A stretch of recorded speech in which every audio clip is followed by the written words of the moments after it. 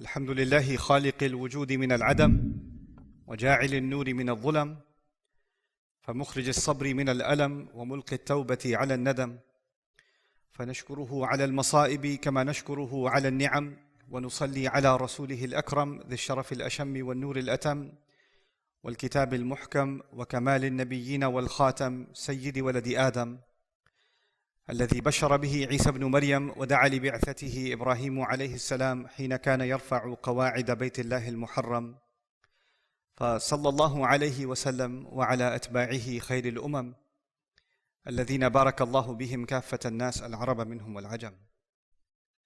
فالحمد لله الذي لم يتخذ ولدا ولم يكن له شريك في الملك ولم يكن له ولي من الذل وكبره تكبيرا. والحمد لله الذي أنزل على عبده الكتاب ولم يجعل له عوجا.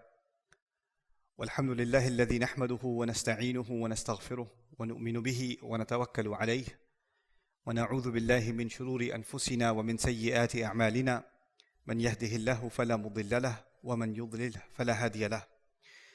ونشهد أن لا إله إلا الله وحده لا شريك له ونشهد أن محمدا عبد الله ورسوله أرسله الله تعالى بالهدى ودين الحق ليظهره على الدين كله وكفى بالله شهيدا.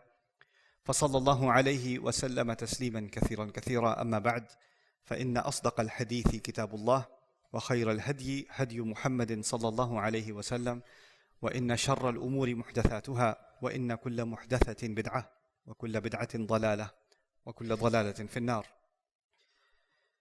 قال الله عز وجل في كتابه الكريم بعد أن أقول أعوذ بالله من الشيطان الرجيم والتفت الساق بالساق إلى ربك يومئذ المساق فلا صدق ولا صلى ولكن كذب وتولى ثم ذهب إلى أهله يتمطى.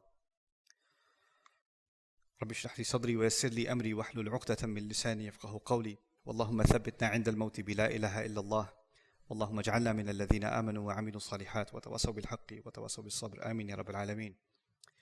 It's end of year holiday season, Christmas break, New Year's break. Lots of you are off from school, so the masjid is more full than usual, and I was given a request. Lots of kids are here. Can you give a khutbah so we can tell them to pray? Because these kids, they're at home and they're not listening to their parents and they're not praying, so can you just get them to pray somehow? And this khutbah is going to be, I'm going to title this khutbah, Let Me Just Talk to These Kids. And what I want the kids here to do, those of you that are struggling with praying or you don't feel like praying and your mom's nagging you and telling you, come on, get up, pray. You're on vacation, what excuse do you have? Let's go to the masjid. And you're dragging your feet and you're like, come on, get off my case already. This is annoying. And even when you're praying, you're rolling your eyes after you say Allahu Akbar, you're like, this is what you're doing. Your parent, let me talk to the parents for a second. If you forced your children to pray, or you pressured them and nagged them into praying, and they somehow prayed, and they're 13, 14, 15 years old, you might feel better, but they don't. And this religion is actually not about what is happening on the outside. The essence of this religion is what is happening on the inside. So just because you see a behavior that you would like to see, that actually doesn't mean that we have accomplished something good with our children. That's, in a sense, it's good, but it's artificial. It's on the outside. It's like a tree, like a beautiful tree, but it's hollow on the inside. Allah describes the core of this religion as asluha thabit wa far'uha fis sama.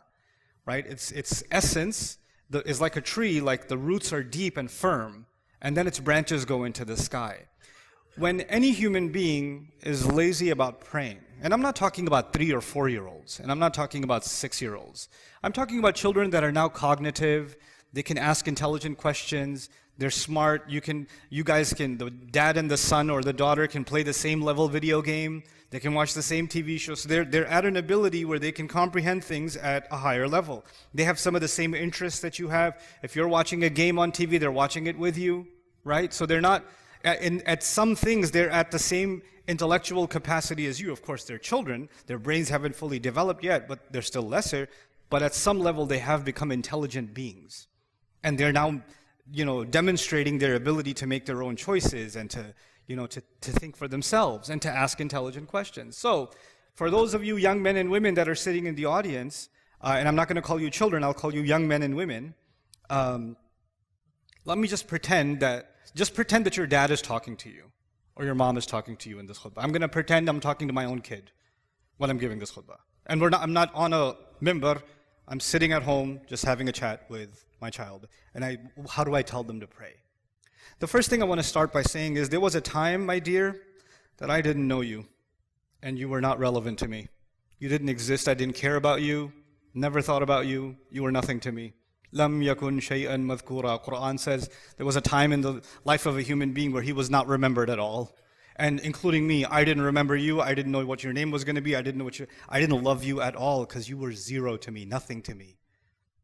But then all of a sudden you came in my life. And even when I found out that your mom is going to give you birth while she was holding you in her belly, and even the mom, I used to wonder what you're going to be like, but I had no idea. I had no clue. Part of me was scared you'd be like me, but I had no idea what you would be like. And even as you were growing up, when you were a baby, I still didn't really know you. I knew that you need to be fed, and sometimes you smell really bad. Other than that, I didn't know much about you. I had to clean you and feed you, but I didn't know much about you. And now that you're growing up, and we can talk and communicate now, and you're going to school, and we live in the same house, I just want you to know that this relationship wasn't always there. And I also want you to know that this relationship will not always be there. We have very little time together. We don't have a lot of time together. And very soon, you're going to become an adult. You're on the way to becoming an adult. That's not very far away. In fact, when you were a baby till now, feels like a month. Like blink my eyes and you became this thing. And before you know it, you're going to be an adult, you're going to go to university, you're going to get a job, you're going to get married. All these things are going to happen, inshallah, if Allah wills. And when that happens, it's not going to be like this. You're not going to come home to me. You're not going to spend time with me. You're going to have your job, your family, your wife, your husband, whatever. You're going to have your own life. So the time that we do have together is very limited. And even in that time, you've got school, I've got work, I've got groceries to do, so we have like 20 minutes in a day where we can actually have a conversation. We have very little time actually together. And when you get older, the thing you will remember about me are those few moments we have together. Because we don't have 24 hours together. We just don't. So now, the first thing I want you to know is that I barely know you. I barely know. I know we live together, but I barely know you. You know why? Because no human being can truly know another human being. You don't tell me everything you're thinking, and I don't tell you everything that I'm thinking. But there's someone who knew you even when you were nothing to me. And someone who loved you even when nothing in this creation loved you. No one in this creation loved you. And someone who will have a relationship with you, even though my relationship with you is going to change. Many of the adults sitting here, even me as a dad, I know my relationship with my dad when I was a kid was different, and my relationship with him when I was in college was different, and my relationship with him now is completely different. Even though we're the same people, our relationship has completely changed. But there is someone who has loved you, and has protected you, and has planned for you, and has taken care of you from the beginning. And will always do so. And that's not me. I'm just an episode in your life. I'm not more than that. It's a beautiful episode that Allah gave you and me together, but it's not a permanent episode. That's the first thing I want you to know. The second thing I want you to know is when I tell you to pray or tell you to do something, you feel like I'm controlling you. I'm bossing you around. I'm telling you what to do. I want you to know something. I can't control you. I can give you advice. I can be strict with you sometimes. That's true. But pretty soon you're going to get old enough where no matter how hard I yell and no matter how much I raise my voice and how frustrated I get, it won't matter because you're going to make your own choices. You're going to say, okay, Dad, I'll talk to you later. Okay, I gotta go. I got another call. And you're just going to hang up on me and you're going to do your own thing. And in fact, most of the time, I will not have any control over the choices you make. In fact, when you're at school and you're hanging out with your friends and you're talking to your friends, I don't control any of those conversations. And if I've already given you an iPad or a phone or whatever, and you're communicating with your friends, I have no control over the kinds of communications you're having. And even if I put parenting control apps on these devices, I still can't control what you're really thinking and what you're really doing. I can have some control, but I have very limited control. But there's someone who controlled every cell in your body, who controlled the microscopic fluid that you were, that made it inside the womb of your mother, that controlled the genetic sequence with which you would be created, the color of your skin, the way your hair looks, your eyes, the way your mind works, how tall and short you were going to. He controlled everything. He actually has control, I don't. I'm reminded of something the Prophet ﷺ told his daughter Fatima radiallahu anha. He said, Ya Fatima bint Muhammad, ittaqillah, fa inni la amliku laki min Allahi shay'a. Fatima, daughter of Muhammad, be mindful of Allah. I will have no authority with Allah in your case. Which brings me to my next point. Because I don't have control, the truth is, as protective as I am of you and I want you to do good, I don't control that and I'm not responsible for it either. Allah made every human being responsible for themselves. No, you see that if you get a driver's license one day and you cut a traffic light and the cop pulls you over, you're not going to say, can you talk to my dad? You're going to have to deal with that yourself. When your university professor is going to fail you in the class, you're going to say, hold on, let me call my mom. Nope, you're responsible yourself. In the court of law, you're responsible yourself. At the university, you're responsible for yourself. At your job, you're responsible for yourself. For your health, what you put in your body, you're responsible for yourself.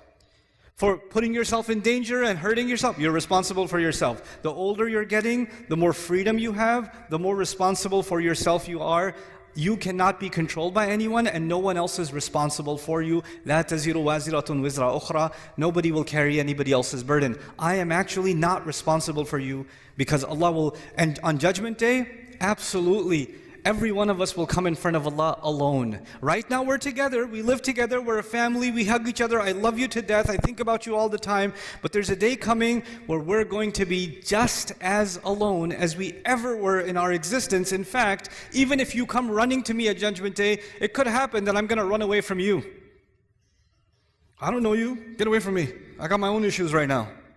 Because my relationship with you was these few microseconds compared to my relationship with Allah, which is a much bigger relationship. It's a lot older and it's going to last a lot longer. Right? And I have to deal with that relationship right now on Judgment Day. So this relationship, يَوْمَ يَفِرُّ الْمَرْءُ مِنْ أَبِيهِ وَأُمِّهِ. And all those ayat. A person will run from his mother, his father, his children, his siblings, his spouse. Some of you say running from the spouse, I already do that. Okay, anyway. So, the next thing I want you to know is that I need to feel that you respect me. I need to feel that you love me. Just like you need to feel like I care about you.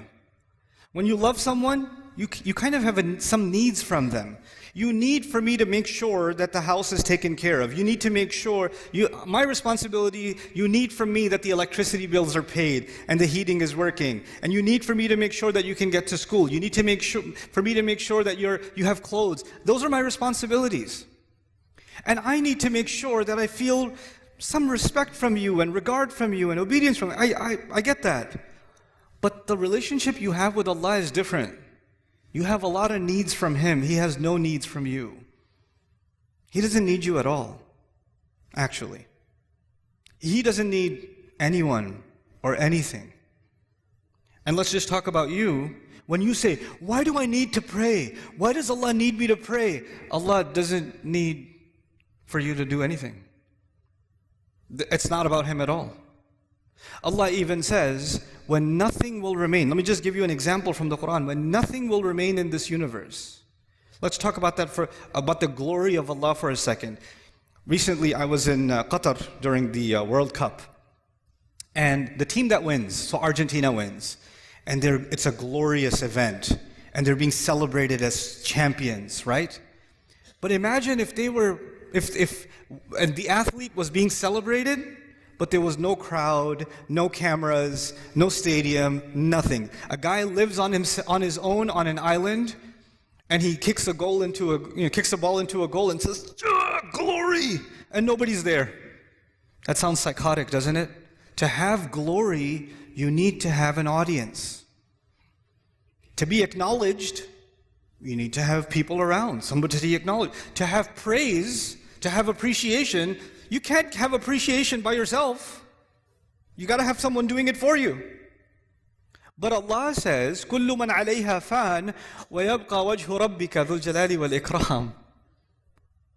He says, everything will stop existing on this earth, and yet the face of your Rabb will remain, and it will still possess glory. Allah is the only one who is glorious even when there's no one glorifying Him. Only one. Anybody else needs somebody else to do it. So Allah does not need my prayers. Allah doesn't need me to eat halal chicken. Allah doesn't need me to not say bad. He doesn't need any of that from me. So just get that thought out of your head that somehow you're doing anybody a favor. Allah even says, يَمُنُّونَ عَلَيْكَ أَنْ أَسْلَمُوا. They think they're doing you a favor by accepting Islam. You know? Allah said, لَا تَمُنُّوا عَلَيَّ إِسْلَامَكُمْ. Don't tell me that you're doing me a favor with your Islam. بَلِ اللَّهُ يَمُنُّ عَلَيْكُمْ. Allah is the one doing you a favor. Now, the next thing. Why does someone not pray? I'm not talking about you, my dear son or my daughter. I'm not talking about you, but just let's ask the question, why does someone not pray? Well, there could be lots of answers, but Allah has His own answer to that question. It's a pretty scary answer. It's an answer I read in the beginning of this khutbah. He said, فَلَا صَدَّقَ وَلَا صَلَّى وَلَكِنْ كَذَّبَ وَتَوَلَّى. He didn't actually accept the truth, and nor did he pray. Allah says, He was talking about disbelievers, and He said two things. They didn't accept it. This person doesn't accept the truth, and he doesn't pray. Interesting. So, if he didn't accept the truth, I would expect him to say, La saddaqa wa la amana. Right? But he says, La salla. What that means is, something is missing in you accepting the truth about Allah. No, the child says, I believe in Allah, I'm Muslim. Yeah, you're Muslim here, you're Muslim in your head, but this truth isn't just for your head, this truth is also for your heart. You're not feeling how true this is yet. You're not feeling how serious this is yet. You don't realize what it is. Sometimes you know something, but you don't think about it. It's true. You know something, you don't think about it. And so, because that's missing, that's why it becomes easy for me to miss prayer sometimes and you to miss prayer sometimes. That will happen because our heart becomes a little distracted. And that truth of this deen, the truth of who Allah is, that truth goes in a shelf in the back of our mind and we get distracted and don't think about it. That's what Allah is saying. So, Allah doesn't need you to pray. And even if you prayed because I'm telling you to, what are you going to do? I'm praying for, how are you going to make the intention? I'm praying 4 rak'ah because my dad won't get off my case. Allahu Akbar. Allah even told us, the Prophet told us, actions have no value unless they have the right intentions. إِنَّمَا الْأَعْمَالُ بِالنِّيَّاتِ. Actions have no, so even if you did this action, but your intention was, I'm annoying, that's your intention, then it benefits me in no way and it will benefit you in no way. The only one that can benefit from your actual sincere prayer is you. Now, okay, fine. That's the answer to the question, why would someone not pray? 2 more things to talk to you about. One of them is, what's the purpose of praying? Like, what's the point? Because you might think the purpose of praying is so you don't burn in hell. The purpose of prayer is because if you don't pray, Allah is going to hate you. The purpose of prayer is if you don't pray, you're just going to get punished. Or you won't even be a Muslim anymore. The angels will curse you and all this negative stuff. Allah didn't mention those purposes. The purpose of prayer is not to get away from something negative. The purpose of prayer is to run towards something positive. That's the purpose of prayer. Do you know the difference between the student who's studying so they don't fail and the student who's studying because they love the subject? One student is studying because of something positive. The other student is studying because they're trying to escape something negative. An employee who loves their work and an employee who just doesn't want to get fired. They're doing the same exact job, but one of them is so happy, so filled with joy, and one of them is so depressed and so miserable. Why? Because one of them is doing this to escape something negative, and the other one is doing it to go towards something positive. Allah in the Quran, when He told me about the prayer and why we should pray, what's the point of the prayer? He said, He told Musa alayhi salam this when he met him. He said, أَقِمِ الصَّلَاةَ لِذِكْرِ, is make sure you maintain the prayer so that you can remember me. Maintain the prayer so you can remember me. I told you already, my relationship with you is very limited. But your relationship with Allah started a long time before you even came in this world. And your relationship will continue with Him a long time after you even leave this world. And that relationship is worth remembering because every good thing that comes to you comes from that relationship. Some good things come because I'm your dad. Some good things, but all the good things that come to you only come to you because of that relationship. So if you want all the positive things to stay in your life, you must remember where all of the khair comes from, all of the ni'mah comes from, all of the rizq comes from, all of the guidance comes from. So Allah says the best way you can remember that is that you remember Allah by prayer. The best way to remember Allah is the prayer. أَقِمِ الصَّلَاةَ لِذِكْرِ. That's why you should pray. And finally, okay, that's why you should do it. But just because you're doing it for the right reasons, that's not Allah. Allah says that's not enough. There's some benefits too. There's some good things will come your way when you truly remember Allah. When you truly remember Allah the way He wants you to. And the way He wants you to is these prayers.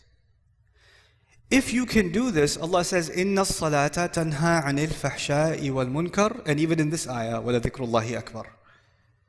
He says prayer has the benefit of stopping you from falling into things that are indecent. Because indecency is all around you, and I, son, cannot stop you from being exposed to it.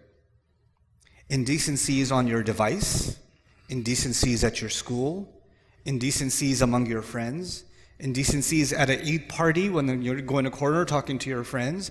Indecency will be everywhere. And every time you go towards indecency, your heart will get damaged.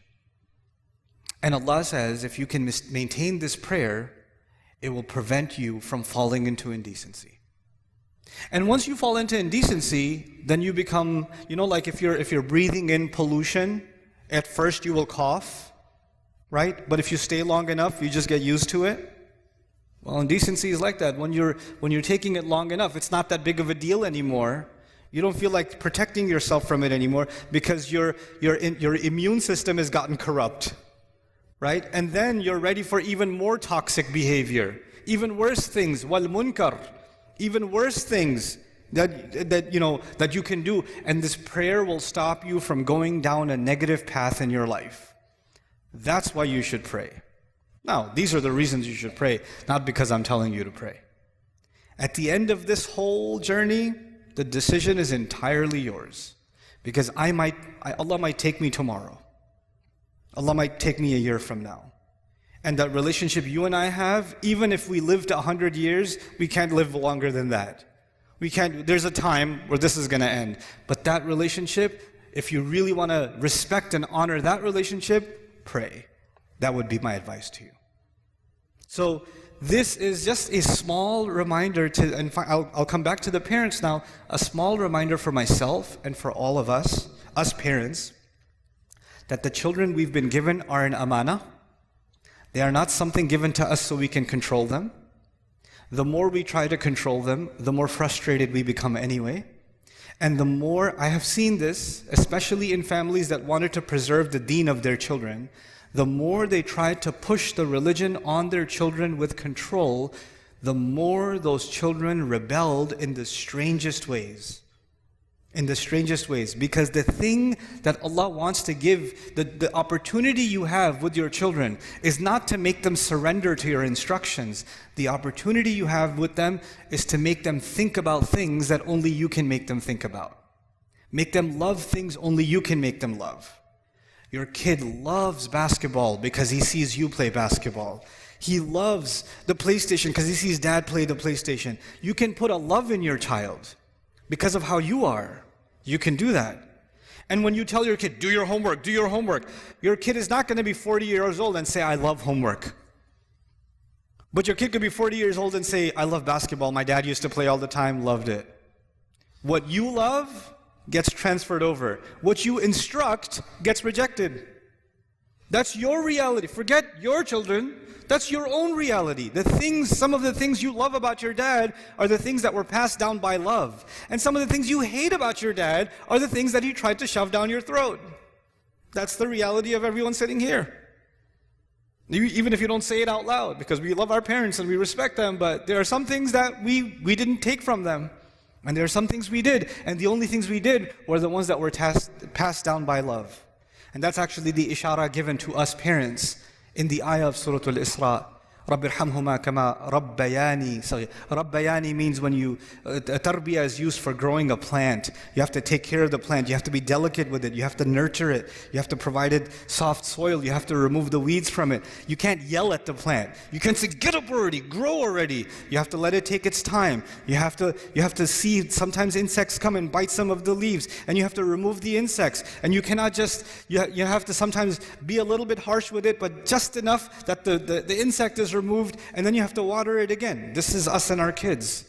And this is why we make that dua for our parents. May Allah Azza wa Jal give our children the guidance that only He can give. Allah put istiqamah in their hearts that they make right choices in their lives. May Allah Azza wa Jal make them like the dua of Ibrahim alayhi salam that he made for all of us, all of his lineage and all of the ummah, when he said, Rabbi ja'alni muqima as-salati wa min dhurriyati.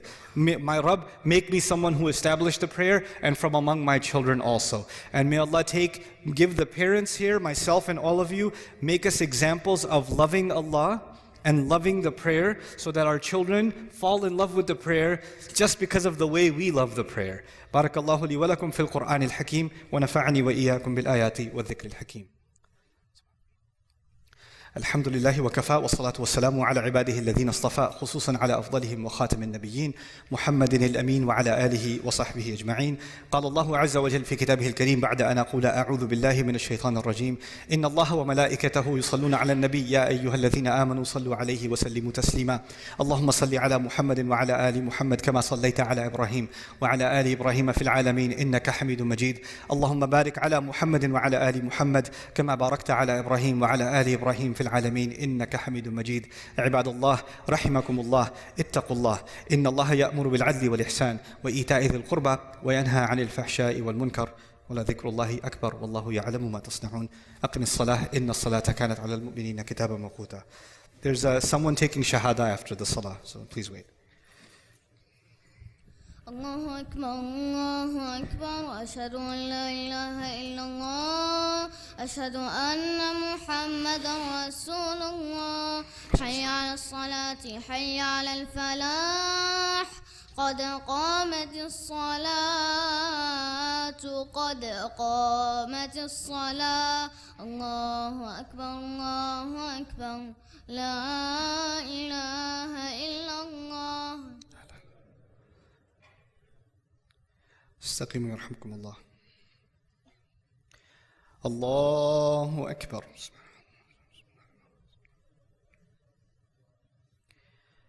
الحمد لله رب العالمين الرحمن الرحيم مالك يوم الدين إياك نعبد وإياك نستعين اهدنا الصراط المستقيم صراط الذين أنعمت عليهم غير المغضوب عليهم ولا الضالين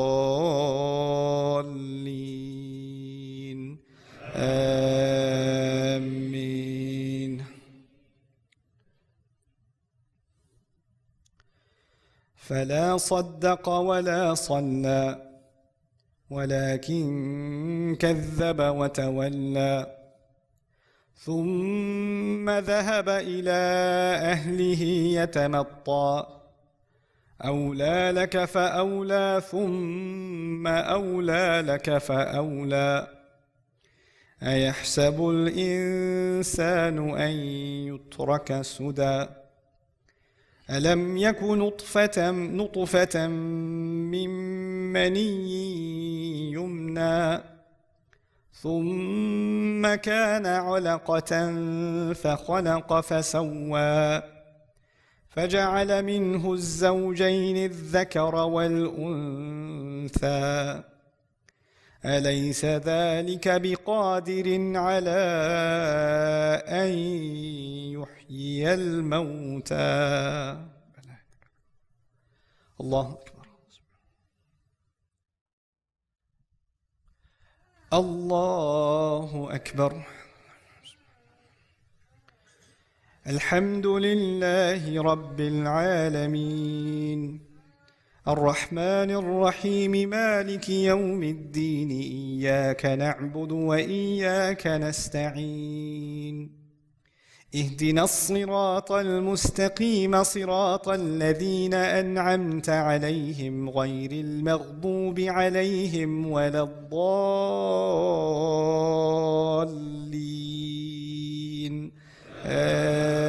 آمين هل أتى على الإنسان حين من الدهر لم يكن شيئا مذكورا إنا خلقنا الإنسان من نطفة أمشاج نبتليه فجعلناه سميعا بصيرا إنا هديناه السبيل إما شاكرا وإما كفورا الله أكبر السلام عليكم ورحمة الله السلام عليكم ورحمة الله Chris? Nice to meet you too. Okay, so you gotta hold it here so that everybody can hear you, okay? So tell us your name. Chris? Okay, Chris. You have already been given an explanation of the fundamentals of the religion, and alhamdulillah, you've made the decision to accept Islam. What a glorious occasion, because so many people are here praying for you, and may Allah reward us also for being witness to this blessed event. I'm going to say some words in Arabic first. You're going to try to repeat them after me as clearly as you can, and we'll go over the English, okay? Ashhadu an la ilaha illallah. Excellent. Wa ashhadu anna Muhammadan abduhu wa rasuluhu. I testify that there is no one worthy of worship except Allah. And I testify that Muhammad is his servant and his messenger. Congratulations to you, Chris. You are now a Muslim. Alhamdulillah. Takbir. MashaAllah. Hayakallah. My only advice to you right now would be take a breath, take this moment in, and take it easy on yourself. I know everybody would want to give you a hug. Go easy on the hugs too. There's a lot of you and there's one of him. So, inshallah. But very happy for you, and may Allah protect you and continue to grow you in this journey and not allow you to be overwhelmed. Right now, your biggest enemy is the devil, because he hates this kind of thing. This is the biggest tawbah, right? So just pray to Allah for protection and for you to continue to grow in your deen. Jazakallah khairan. Assalamu alaikum. I hope you guys enjoyed that video clip. My team and I have been working tirelessly to try to create as many resources for Muslims to give them first steps in understanding the Quran all the way to the point where they can have a deep, profound understanding of the Quran. We are students of the Quran ourselves, and we want you to be students of the Quran alongside us. Join us for this journey on BayyinahTV.com, where thousands of hours of work have already been put in. And don't be intimidated, it's step by step by step, so you can make learning the Quran a part of your lifestyle. There's lots of stuff available on YouTube, but it's all over the place. If you want an organized approach to studying the Quran beginning to end for yourself, your kids, your family, and even among peers, that would be the way to go. Sign up for BayyinahTV.com.